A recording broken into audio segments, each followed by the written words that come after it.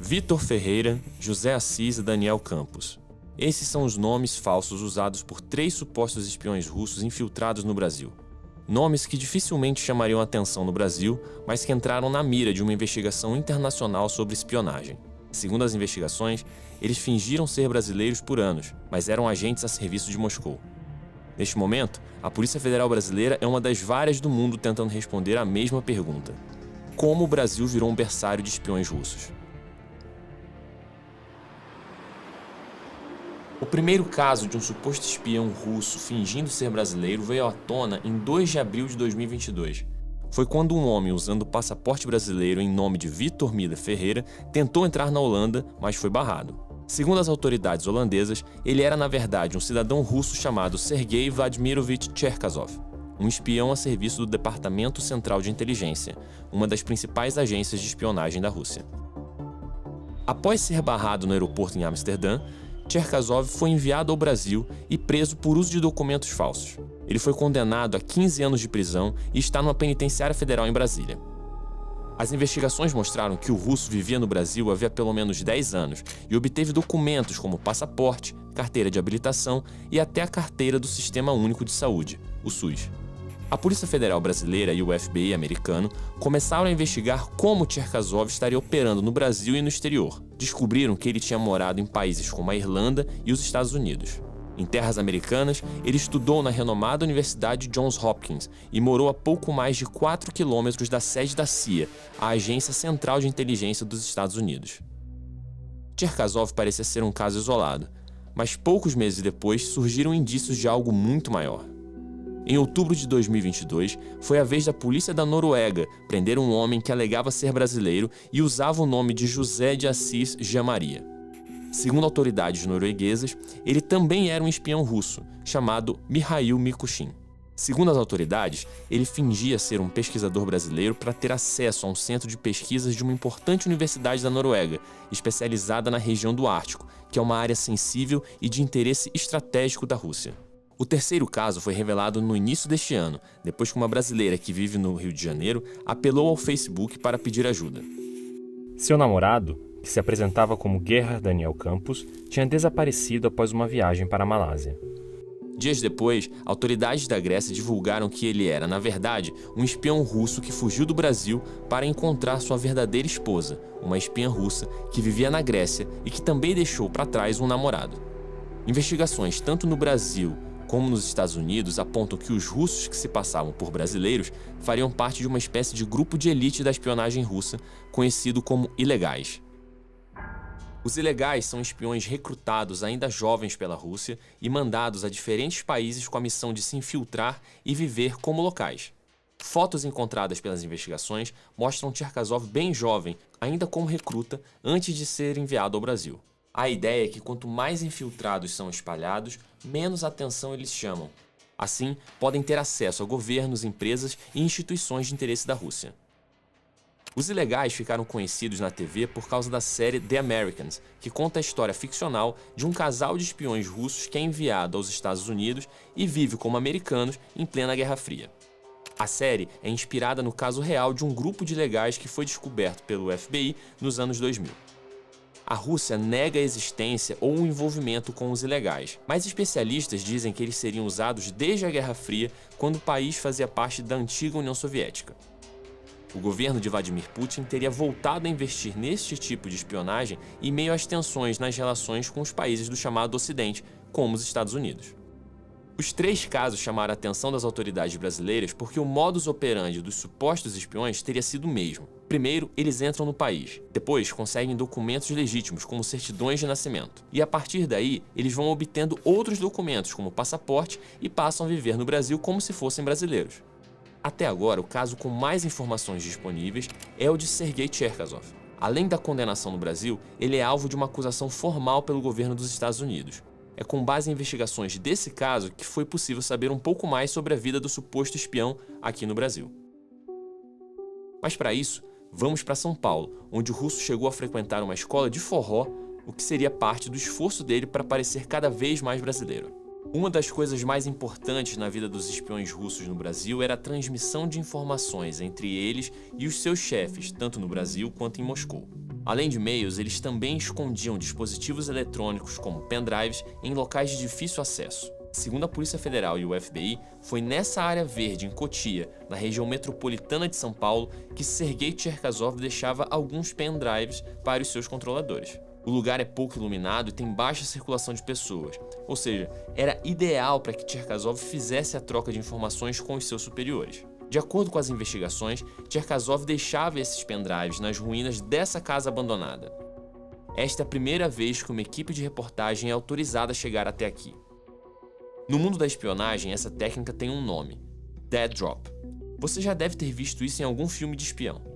Ela consiste em deixar mensagens ou documentos em esconderijos previamente acertados. Apenas Cherkasov e a sua equipe sabiam onde o material estava escondido. A estratégia é evitar que o espião e os seus controladores no Brasil fossem vistos ou detectados por serviços de contra-espionagem que pudessem estar vigiando eles. A ideia é que, por mais que um deles pudesse estar sendo seguido, o outro elo dessa cadeia não ficaria exposto. De acordo com a PF e com o FBI, os pendrives tinham relatórios sobre as atividades que Cherkasov vinha desempenhando nos últimos anos. Em um desses arquivos, Sergei Cherkasov conta, por exemplo, como se aproximou da funcionária de um tabelionato de São Paulo e como ela teria ajudado ele na emissão de documentos. Segundo os investigadores, são esses documentos que ajudaram a manter o disfarce que ele utilizou para atuar no Brasil, nos Estados Unidos e na Europa. No relatório, Cherkasov conta que chegou a dar um colar da marca Swarovski no valor de $400 para essa fonte. Aqui funciona o Consulado-Geral da Rússia em São Paulo.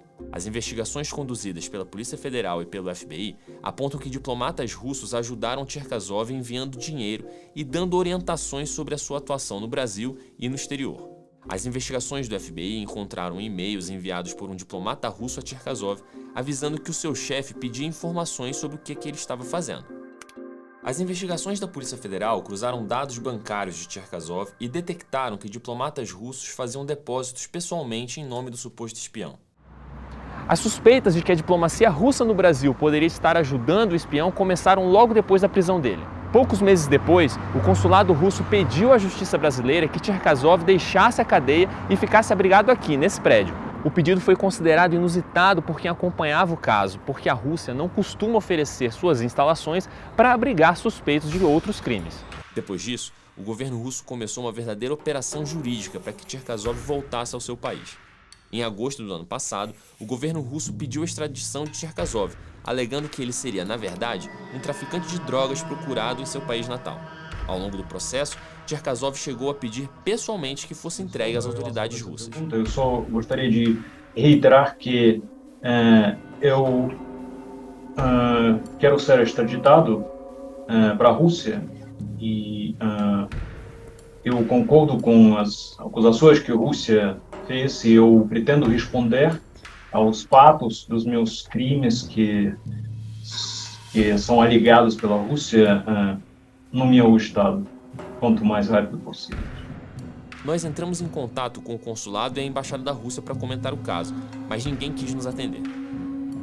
Quanto aos outros 2 supostos espiões que atuaram no Brasil, Mikhail Mikushkin segue preso na Noruega. O paradeiro de Gerhard Daniel Campos é desconhecido. A defesa de Sergei Cherkasov disse que ele admite ter usado documentos falsos, mas afirma que ele nega seu envolvimento com espionagem. A defesa de Mikhail Mikushkin na Noruega disse que ele se declarou inocente das acusações feitas pelas autoridades do país. Nós não conseguimos localizar a defesa de Gerhard Daniel Campos.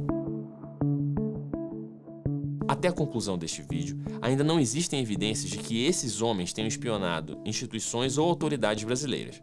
Segundo os documentos do FBI e da Polícia Federal Brasileira, eles usaram o Brasil e suas identidades falsas como um ponto de partida para a atuação deles em países como os Estados Unidos, a Irlanda e a Noruega. Mas por que o Brasil foi escolhido como base? Integrantes da comunidade de inteligência brasileira, investigadores e pessoas que conhecem o sistema de registro cartorial no Brasil pontuam 3 principais motivos. Um deles é o histórico de não envolvimento do Brasil em conflitos internacionais, o que faz com que os brasileiros chamem menos atenção pelo mundo. O segundo é o fato de o Brasil ter uma população miscigenada, ou seja, é relativamente fácil para um russo se passar por brasileiro. O terceiro é um problema estrutural, as fragilidades do sistema de emissão e controle de documentos no Brasil. No caso de Cherkasov, A certidão de nascimento teria sido expedida num cartório do Rio de Janeiro em abril de 1989. Essa certidão teria aberto caminho para ele obter outros documentos. No caso de Mikuchin, a certidão de nascimento foi emitida num cartório da pequena cidade de Padre Bernardo, no interior de Goiás. A partir desse documento, ele teria conseguido se passar por um estudante brasileiro e concluído a graduação e mestrado em 2 universidades canadenses diferentes antes de partir para a sua última missão: atuar junto a um grupo de pesquisadores noruegueses que estudam ameaças e guerras híbridas. O centro é considerado estratégico porque fica na região da fronteira entre a Noruega e a Rússia, no Ártico.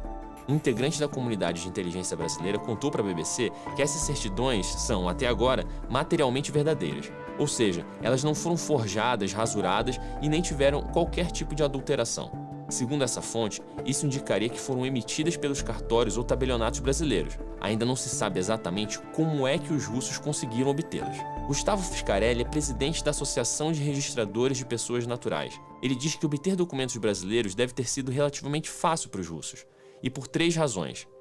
Primeiro, até 2015, os cartórios brasileiros não eram integrados. Um não podia checar a base de dados do outro e buscar repetições de registros, inconsistências de nomes ou fraudes deliberadas. Os registros civis do Brasil, só para você entender, eram como se fossem ilhas. Eles não se comunicavam. Segundo ponto, Fiscarelli conta que até 2017, as certidões de nascimento eram muito fáceis de forjar. Elas não tinham marca d'água e nem outros mecanismos de segurança. A falta de um padrão de segurança da certidão de nascimento, com elementos de segurança passíveis de serem conferidos. Terceira fragilidade. No Brasil, é possível que adultos obtenham certidões de nascimento tardias, emitidas sem a chamada declaração de nascido vivo, que é expedida pelos hospitais sempre que um bebê nasce. O registro tardio foi criado pensando nos brasileiros que, por questões sociais ou geográficas, não tiveram acesso ao registro civil no nascimento. Para emitir esse tipo de certidão, basta que a pessoa vá ao cartório, preencha alguns formulários e apresente 2 testemunhas. As investigações apontam outro elemento que pode ter contribuído para transformar o Brasil em um berçário de espiões: a colaboração de servidores públicos e oficiais que atuam em cartórios ou tabelionatos do Brasil. Segundo eles, a atuação ilegal dessas pessoas pode ter facilitado o trabalho dos serviços de inteligência russa na obtenção de documentos que possibilitaram abrasileirar os espiões russos. Com o auxílio do FBI, a Polícia Federal vem tentando descobrir mais detalhes sobre a atuação dos supostos espiões russos no Brasil. A cooperação jurídica internacional sobre o caso começou quando Cherkasov foi preso, em 2022. Desde então, a Rússia também se movimentou para ter Cherkasov de volta. Em agosto de 2022, o governo russo pediu formalmente a extradição do suposto espião, argumentando que ele seria, na verdade, um traficante de drogas procurado no país. O caso tramita no Supremo Tribunal Federal. A corte chegou a aprovar a extradição de Cherkasov para a Rússia, mas condicionou a sua entrega ao fim das investigações que a Polícia Federal ainda faz sobre a sua passagem pelo Brasil. Ouvido no processo de extradição, Cherkasov afirmou que gostaria sim de se entregar aos russos, apesar de a pena por tráfico de drogas na Rússia ser teoricamente mais longa que a aplicada no Brasil por uso de documentos falsos.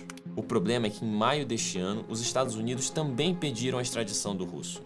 O Departamento de Justiça americano fez uma acusação formal contra ele e apontou indícios de que a Rússia teria usado alegações falsas no seu pedido de extradição, que seria parte, na verdade, de uma estratégia para recuperar Cherkasov. Com 2 pedidos de extradição tramitando, a expectativa que se criou era sobre para quem o Brasil iria extraditar Cherkasov: Rússia ou Estados Unidos? Ao longo dos últimos meses, fontes do governo brasileiro indicavam uma certa tendência de que Cherkasov não seria extraditado para os Estados Unidos. Um dos motivos alegados seria a falta de cooperação dos norte-americanos em outros casos de extradição em que o Brasil fez a solicitação. Um deles é o caso do blogueiro Alan dos Santos, que está nos Estados Unidos e que teve seu pedido de extradição autorizado pelo STF. Recentemente, o Ministério da Justiça confirmou os rumores. O órgão, comandado por Flávio Dino, divulgou uma nota afirmando que havia considerado o pedido norte-americano improcedente, uma vez que, abre aspas, o acusado já possui pedido de extradição homologado pelo STF, fecha aspas. Na prática, a medida interrompe a tramitação do pedido de extradição norte-americano, deixando o caminho livre para que Cherkasov seja enviado para a Rússia. Mas enquanto esse momento não chega, a Polícia Federal e órgãos de inteligência se debruçam para descobrir não só como a Rússia teria feito o Brasil de berçário dos seus espiões, mas também quantos eles eram e quantos ainda estariam agindo no Brasil. Até o momento, ninguém sabe as respostas para esse mistério.